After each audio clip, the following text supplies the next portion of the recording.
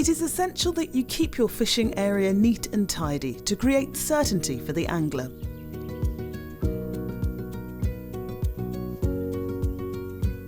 It is best to use two simple setups. One is the pole, which is easy to control. Alternatively, rod and reel is a better or preferred option. Explain to the angler which method is best to use on the day, which will always depend on the angler's vision. When using a rod, before you go fishing, use tack to mark the joints of the rod sections, which helps to line up the sections in the right place. Tack to mark is available from the RNIB.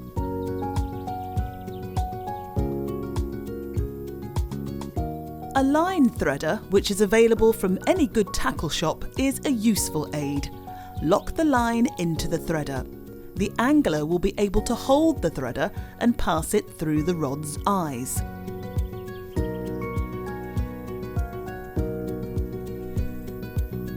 At all times, talk to the angler. Guide them where appropriate.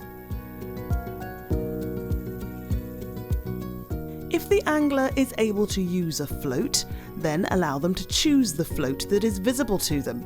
Always be guided by the visually impaired angler, as they are the experts.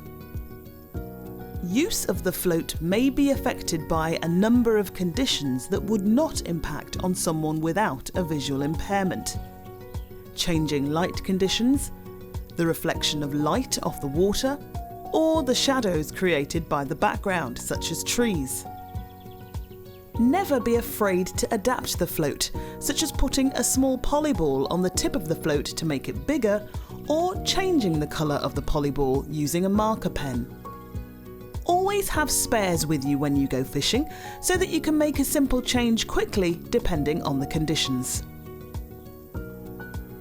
All anglers know it is important to use the right baits, but wherever possible, use bright baits, as the person who is visually impaired is able to identify or feel them and encourage them to put the bait onto the hook themselves.